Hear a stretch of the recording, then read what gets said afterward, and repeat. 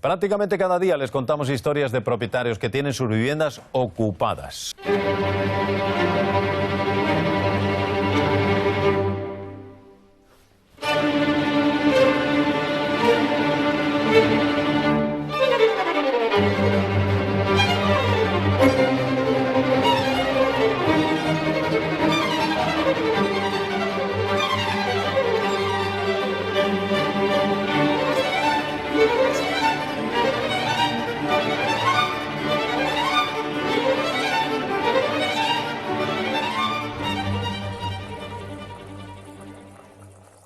Desde que estalló la pandemia, el virus se ha convertido en el monotema mediático, pero este agosto la prensa española ha modificado este estricto régimen para añadir otro plato principal: la amenaza ocupa. Para analizar este fenómeno, en este vídeo presentaré primero un esquema de comprensión de los medios de masas en las democracias liberales capitalistas, exponiendo las ideas que Edward Herman y Noam Chomsky explican en su libro Manufacturing Consent. Dichas ideas serán posteriormente contrastadas con esta campaña mediática anti-ocupa que estamos viviendo, facilitándonos la comprensión de sus causas y consecuencias, a la vez que profundizamos en las dinámicas internas de una prensa sujeta a las leyes de la propiedad y del mercado.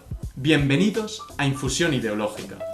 Los 5 filtros. Parece evidente que una prensa absolutamente objetiva es esencialmente imposible. La simple elección de qué palabras y en qué orden usarlas para describir un suceso ya es influenciada por algún sesgo, al igual que decidir sobre qué sucesos informar y sobre cuáles no. Si bien esto ya sería problemático, aunque las noticias trataran de ser puramente descriptivas, de ser un reflejo frío y objetivo de un suceso, la realidad es más complicada, ya que la prensa también otorga un significado, el sentido de ese suceso. De esta manera, el sesgo se vuelve ya inevitable, al enfatizar necesariamente uno o más significados por encima del resto. La tesis del libro Manufacturing Consent reside en que el sesgo de cada noticia, lejos de ser aleatorio, de manera consistente genera un significado que favorece los intereses de las élites económicas y políticas. Herman y Chomsky veían este constante sesgo en favor de las élites como un modelo de propaganda, rompiendo la falsa oposición de prensa libre versus prensa controlada estatalmente. Esta falsa oposición es un marco de pensamiento instaurado, tanto al final de la Guerra Fría, que es cuando se publicó este libro, como en nuestro presente. Aunque los casos de interferencia directa y censura por parte de los gobiernos de democracias liberales, si bien existentes, sean bastante raros, los autores argumentan que este modelo propagandístico funciona de manera mucho más sutil, pero también consistente y efectiva, mediante 5 filtros. La materia prima de cada noticia debe pasar primero a través de todos estos filtros, tras lo cual solo queda el residuo purgado y listo para publicar. Asimismo, estos filtros determinan las premisas del discurso y su interpretación, la definición de lo que es periodístico y digno de publicarse, y exponen las bases y el funcionamiento de todo cuanto concierne a una campaña propagandística. El primero de los filtros es el del tamaño, propiedad y orientación hacia los beneficios de los medios de masas. Este filtro expone lo evidente, y es que la mayoría de medios de comunicación son propiedad privada de una persona o grupo de inversores que pueden tener un interés sobre qué se publica y qué sentido se le da. No hay necesidad de que los propietarios supervisen cada una de las noticias, ya que sus intereses se verán promocionados mediante un efecto de derrame piramidal. Los propietarios deciden qué editores y ejecutivos contratar, cuyo trabajo incluirá favorecer dichos intereses mediante la censura directa o la muy útil decisión de a quién contratar y ascender y a quién despedir o degradar. A lo largo de sus carreras, los periodistas aprenderán qué esperan de ellos sus jefes, sea por propias experiencias o por conversaciones con editores u otros periodistas. Y si sus ideas no encajan, se acabarán autocensurando o se verán vomitados por el sistema. Este fenómeno ocurrirá tanto con intereses concretos de los propietarios como con los intereses más generales de proteger el statu quo, el sistema económico y político sobre el que se construye la compañía, evitando así críticas estructurales que sean demasiado revolucionarias. El segundo filtro es los anuncios como fuente principal de ingresos. que combinado con el filtro anterior de tamaño y búsqueda de los beneficios, generará una actitud empresarial muy hostil hacia cualquier noticia a publicar o periodista contratado que pueda ahuyentar anunciantes. A causa de la envergadura económica necesaria para mantener un gran medio de comunicación, el precio del diario o de suscripción a la plataforma, si tiene, normalmente solo cubre una fracción de los costes de producción, lo que convierte a la publicidad en el elemento principal de crecimiento y supervivencia de cualquier medio. El poder de los anunciantes sobre la programación televisiva se debe sencillamente a que son ellos los que compran y pagan los programas. Ellos son los patrones que dan las subvenciones a los medios, mientras que estos compiten por su patrocinio, desarrollando equipos especializados para captar anunciantes, que se ven necesariamente obligados a explicar cómo sus programas se ajustan a sus necesidades. Como el filtro anterior pero aplicado a los anunciantes, esto generará tanto una defensa de sus intereses concretos como de las estructuras del sistema político y económico. Esto último se debe, parcialmente, a que ninguna gran empresa quiere financiar altavoces de ideas que se oponen a su modelo de explotación del trabajador y de la naturaleza. Pero también se debe a que estas ideas rechazan el consumismo, y por lo tanto no son precisamente un buen ambiente en el que anunciar un producto. El tercer filtro es la fuente del suministro de noticias. Los medios de comunicación no se pueden permitir tener periodistas y cámaras en todos los lugares en los que pueden surgir historias importantes. La economía les obliga a que concentren sus recursos en los lugares en los que se suelen producir las noticias importantes, en los que abundan los rumores y las filtraciones, y en los que se acostumbran a celebrar las conferencias de prensa. De esta manera, los medios de comunicación tendrán corresponsales permanentes en sitios concretos como parlamentos, sedes del gobierno o bolsas nacionales, lo que si bien les permitirá tener acceso rápido a estas instituciones para preguntar algo cuando haga falta, también estas instituciones tendrán un acceso privilegiado a los medios para ofrecer su perspectiva. Esto se añade a que los medios no quieren romper estas relaciones simbióticas, ya que si hablan demasiado mal de la institución, quizás ésta deje de filtrarles información, o incluso de responder a sus preguntas.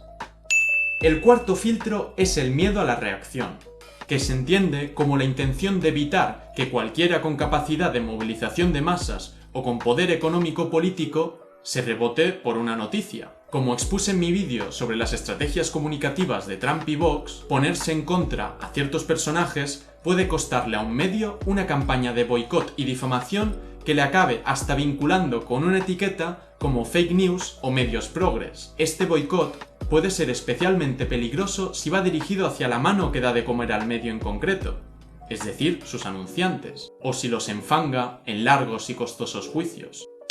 El quinto filtro es anticomunismo. Aunque este filtro pueda tener más peso en Estados Unidos, donde el anticomunismo es prácticamente la religión nacional, también juega su papel en el resto de democracias liberales. Debido a la ideología neoliberal en la que nuestras sociedades están sumergidas, los marcos capitalistas de interpretación de la realidad son categorizados siempre, a priori, como objetivos y certeros, mientras que los marcos socialistas son descartados como subjetivos, o por lo menos se les requiere una muy buena justificación para ser usados. Debido a que las presunciones capitalistas son vistas como objetivas y deseables, incluso cuando desde los medios se señala una injusticia, comúnmente es tratada como un mal aleatorio o causada por un agente malvado, en vez de señalar sus raíces en las estructuras del sistema. Recapitulando, Herman y Chomsky defienden que estos 5 filtros generan un modelo de propaganda que sistemáticamente favorece los intereses de las élites, estableciendo una dinámica inherente a la prensa que la convierte en una herramienta mercenaria para los poderosos. Veamos, pues, cómo este modelo se aplica y explica la campaña antiocupación de la prensa española.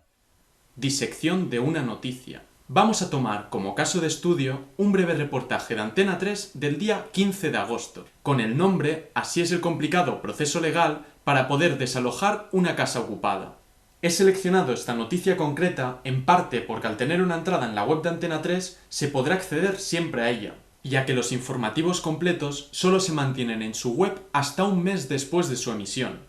Aunque os invito a verla, voy a dividirla por motivos prácticos en 6 secciones, que voy a presentar y comentar antes de analizarla en base a los 5 filtros. Empieza con unas imágenes donde supuestamente unos ocupas introducen un colchón en una casa en Reformas. Debido a la baja calidad de la imagen, los que serán los principales sujetos de la noticia, los ocupas, nos son presentados más bien como objetos, formas borrosas sin cara que representan una amenaza, estableciendo el tono del reportaje. La segunda sección es de donde he extraído el fragmento del principio de mi vídeo, donde el famoso presentador Matías Prats reconocía que cada día hablan de la ocupación.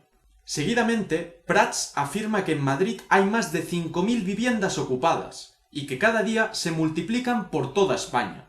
Y anuncia que los administradores de fincas piden un endurecimiento de la ley. En la tercera sección, una periodista afirma que los ocupas entran en los pisos cuando creen que nadie los ve, e intentan pasar desapercibidos las siguientes 24 horas y que a partir de ese momento el proceso legal para sacar a los ocupas es mucho más complicado. Esta teoría del plazo de 24 o 48 horas es un mito que desde Antena 3 difunden maliciosamente. Esto se suma a que la prensa y la derecha política han estado confundiendo a propósito dos delitos muy distintos, poniendo ambos en el mismo saco de la amenaza ocupa para asustar al ciudadano propietario de su domicilio habitual. Si una persona se cuela en tu primera o segunda residencia, se produce un delito de allanamiento de morada, con pena de hasta 2 años de cárcel, y la persona es desalojada y detenida por la policía de manera inmediata, sin importar si en el momento de la denuncia el intruso llevaba viviendo 24 horas o un mes en la casa. En cambio, cuando alguien ocupa una vivienda vacía donde no vive nadie, ni tan solo como residencia vacacional, ocurre un delito leve de usurpación de la vivienda, que puede tardar meses en resolverse judicialmente en función de los medios de los juzgados. En este caso tampoco se aplica el supuesto plazo de 24 o 48 horas, un bulo que sirve principalmente para revalorizar la utilidad de una alarma.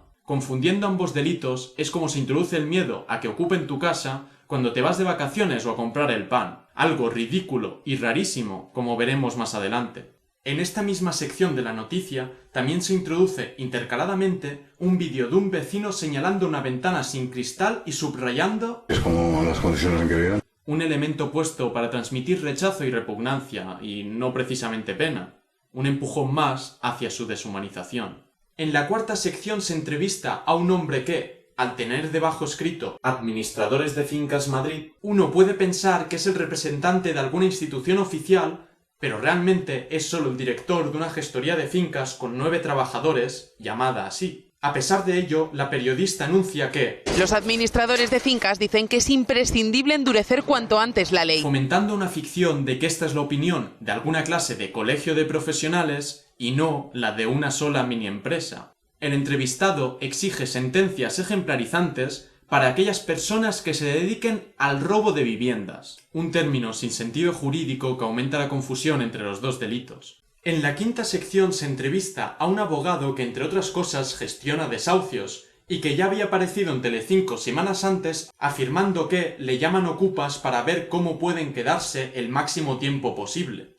Este abogado expone que los ocupas recurren las sentencias para permanecer todo el tiempo posible, y prosigue la periodista confirmándolo y añadiendo que sí, porque los ocupas utilizan todo tipo de estrategias para permanecer el mayor tiempo posible en la casa. Falsifican contratos de alquiler, pagan las cuotas de la comunidad o lo más habitual últimamente, ¡no utilices al niño sinvergüenza!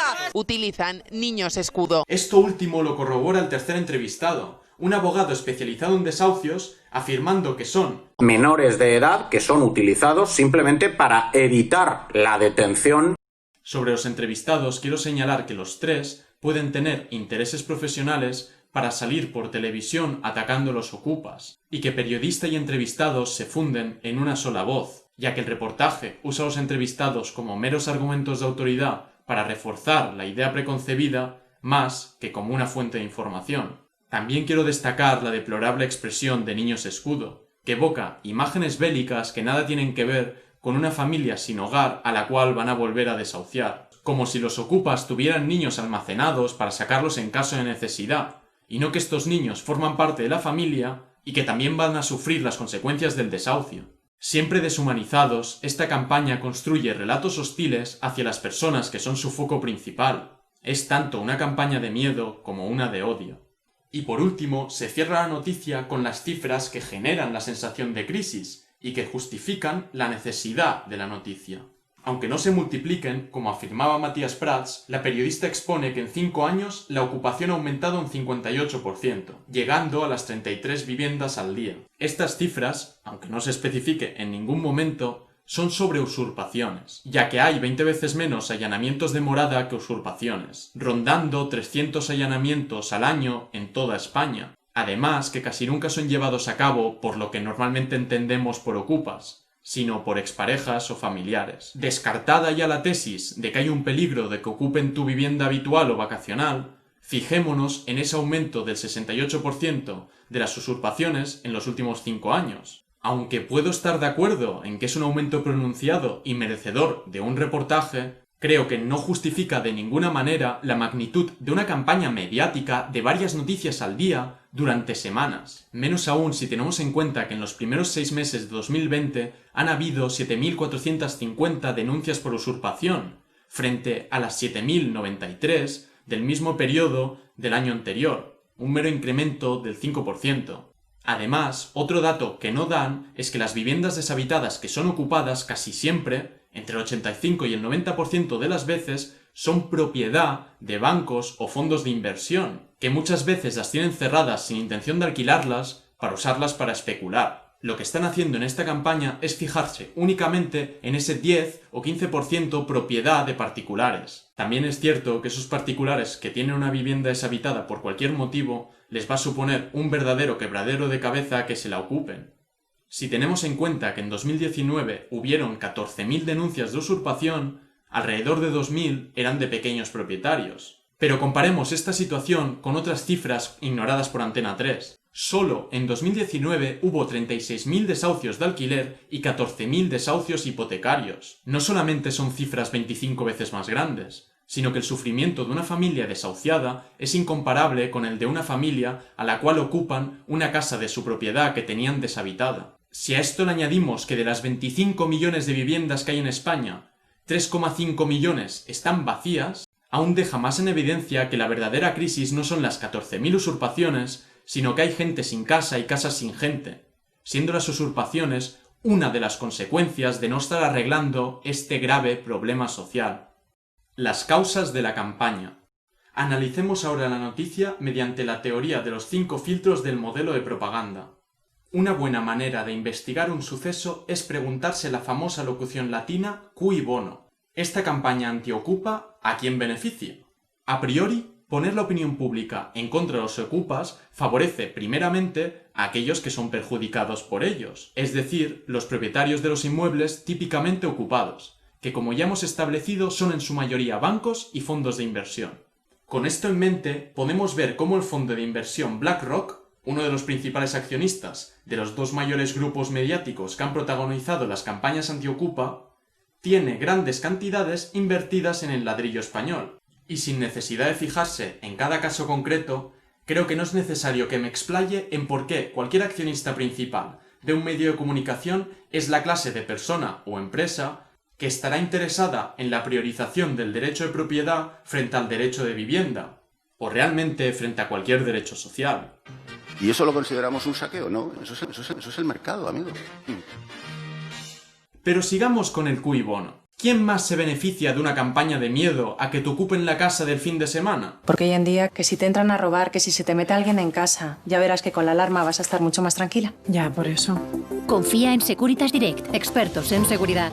Entra en acción el segundo filtro. Solo hubo una cosa más repetitiva en la televisión del mes de agosto que los reportajes sobre ocupas. Y es, precisamente, el increíble bombardeo de anuncios de la empresa de alarmas Securitas Direct, muchas veces justo después de dichos reportajes. La presión publicitaria general en España aumentó en agosto, en parte por la súbita y enorme inversión de la campaña publicitaria de Securitas Direct, que se posicionó como la tercera más activa a nivel nacional.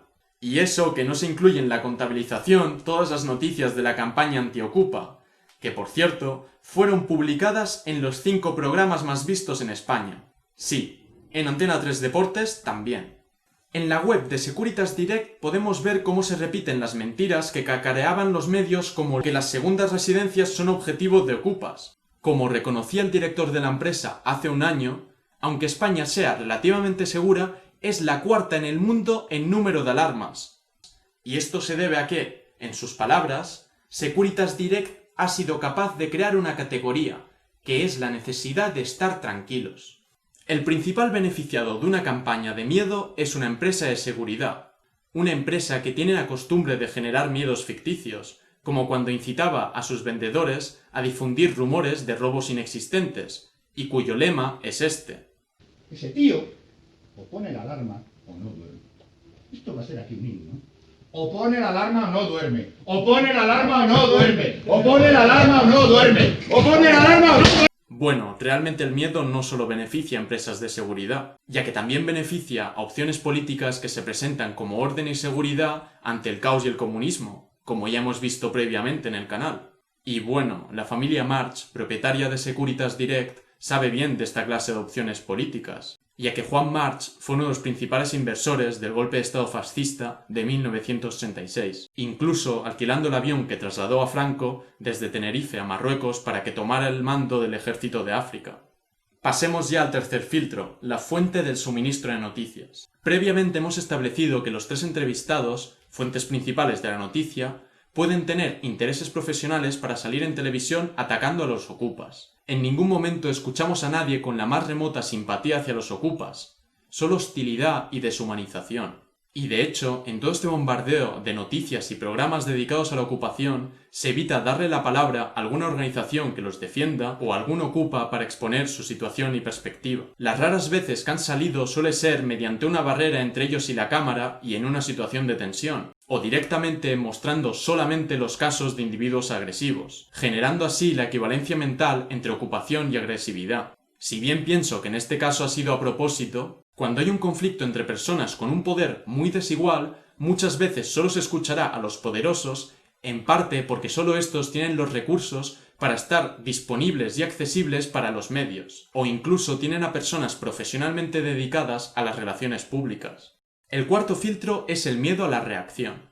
Aunque una campaña ha sido obscena, iba y efectivamente ha generado un gran revuelo entre la izquierda española, parece que los incentivos para llevarla a cabo superaban a los contras. Esto ocurre de manera constante, ya que la izquierda, por su idiosincrasia, suele tener menos recursos y estar más fragmentada que la derecha. Por un lado, porque es improbable que los lleven a juicio, y por el otro, porque gran parte de los ciudadanos de izquierdas no suelen ver canales como Telecinco o Antena 3, por lo que potencialmente el riesgo de perder audiencia es bajo. El quinto filtro es el anticomunismo. Si bien el movimiento Ocupa no es necesariamente comunista en el sentido marxista, sí que es un movimiento radical, activamente combativo contra el régimen capitalista, al atacar su pilar fundamental, la propiedad privada. Cuestiona la legitimidad de un régimen basado en la propiedad que permite que haya gente sin casa y 3,5 millones de viviendas vacías. En definitiva, un reparto desigual e ineficiente de los recursos. Además, tiene efectos prácticos más allá de los inmuebles usurpados, ya que un movimiento de ocupación fuerte fomenta la bajada de los precios de alquiler, al desincentivar el mantener inmuebles vacíos. El filtro anticomunista de la prensa dificultará que se lidie con este movimiento de una manera comprensiva o por lo menos no hostil. Aunque sean relevantes para la noticia, se evitará exponer las cifras de desahucios al lado de las cifras de ocupaciones, ya que éstas señalan problemáticas estructurales del sistema y podrían llevar a la audiencia a simpatizar con un movimiento tan anticapitalista como el Ocupa. Pero no se dará espacio a debates sobre la moralidad de desahuciar a una familia, sobre nuestras obligaciones éticas como sociedad para con otros seres humanos y, en definitiva, sobre si la economía ha de estar al servicio de la humanidad o la humanidad al servicio de la economía.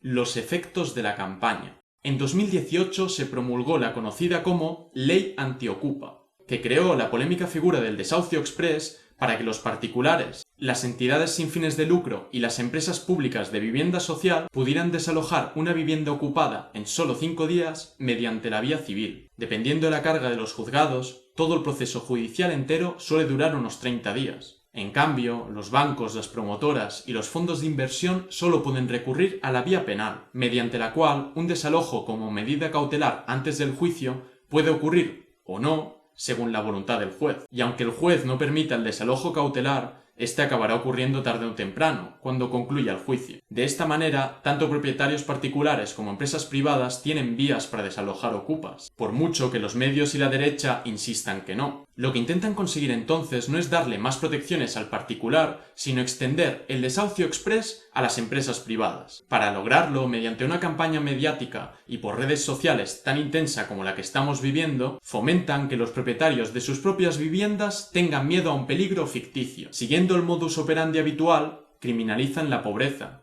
fomentando que las clases medias vean en esta la fuente de problemas y amenazas, y no en las élites cuyo modelo productivo está abocando el mundo al colapso ecológico. Así, manufacturan el consentimiento popular para que el ciudadano medio no solo acepte, sino que pida el endurecimiento de una ley que solo beneficia a las propias élites. Lamentablemente, es posible que algunos de los que la pedían pierdan su trabajo y se encuentren en la calle, aún debiendo dinero al banco a pesar de haber sido desahuciados por impago de hipoteca. Y entonces ya será tarde para ocupar alguna de las millones de viviendas vacías propiedad de los bancos que les han desahuciado. Esto que acabo de escribir es un futuro perfectamente posible, pero aún no está determinado. Aún estamos a tiempo de mostrar el engaño ideológico que hay detrás de esta campaña mediática, y aún estamos a tiempo de exigir soluciones que lidien con la raíz del problema, un mercado inmobiliario voraz y la especulación con el precio de las casas. Necesitamos más viviendas sociales, no más desalojos. Es indecente, gente sin casa, casa sin gente. Es indecente, no hay tanto pan. Si te ha gustado el vídeo, por favor, ayuda a contrarrestar la campaña mediática dándole al like y compartiendo el vídeo en tus redes. Gracias y hasta la próxima. Mentiras, sonrisas y amapolas, discursos periódicos, banqueros y trileros.